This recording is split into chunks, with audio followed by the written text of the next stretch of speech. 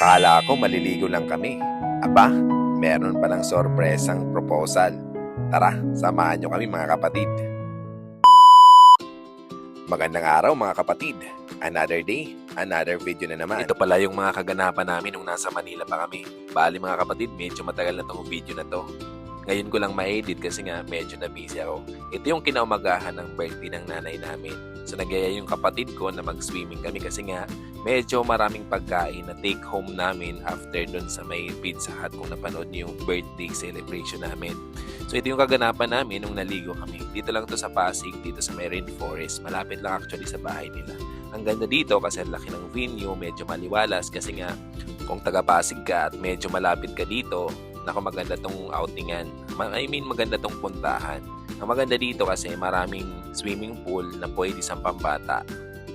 O tingnan nyo naman, sobrang aliwalas ng lugar na to. Saka sobrang nag-enjoy dito yung pamangkin ko kasi nga gustong gusto niyang mag-swimming. So ito inalagaan ko.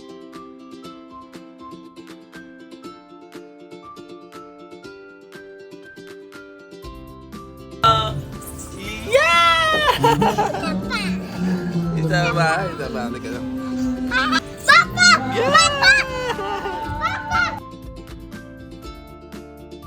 So ayun na nga mga kapatid, naligo na kami kasi nga sobrang tagal ng kapatid ko. So ito na dumating na siya. Actually tanghali na to kasi nga sinamahan niya si Sir Isagani na bumili ng proposal ring.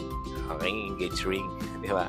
So actually ano to, parang surprise talaga kasi walang alam yung kapatid ko na magpo-propose na nga yung boyfriend niya. Tapos ayun, kumain na muna kami, tapos konting banding, nagkantahan, tapos after ng kantahan, yung iba naliligo. And overall, sobrang saya naman namin kahit na konti na lang kami. Ang ganda dito sa lugar na to kasi pwede kang magdala ng video okay. So tingnan nyo naman yung kapatid ko doon sa tabi-tabi. Wala talaga siyang alam na mayroong proposal na mangyayari. So kami nag-i-enjoy lang kami na maligo. So actually kasi medyo late na kasi yung pag-inform sa amin na magpo-propose na nga siya sa kapatid ko. Kasi ano lang siya sumunod lang si Sir Isagani dito sa Manila nung time na to. Kasi nga medyo may ano pa siya may work pa siya that time. Kaya nauna kami dito sa Manila at sumunod na lang siya.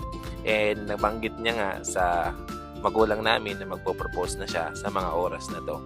Kaya hindi namin alam kung paano namin siya tutulungan.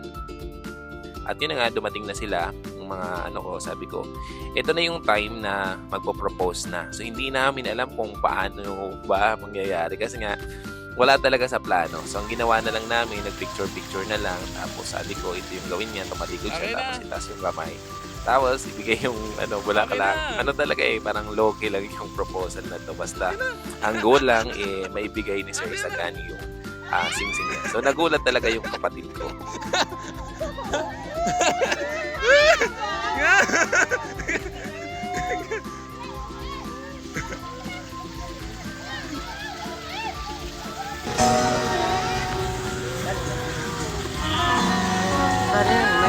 May pababoy.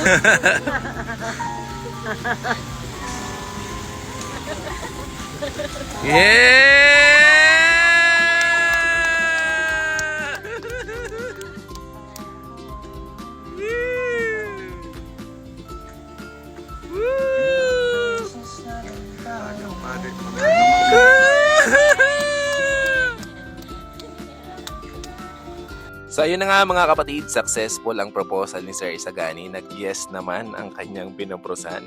Congratulations sa inyong dalawa. We are so happy and excited sa new chapter ng life nyo. So ako naman, eto, taga-video. So congratulations sa inyong dalawa. Paano yan mga kapatid? Maraming salamat sa inyong panonood. Hanggang sa muli, paalam!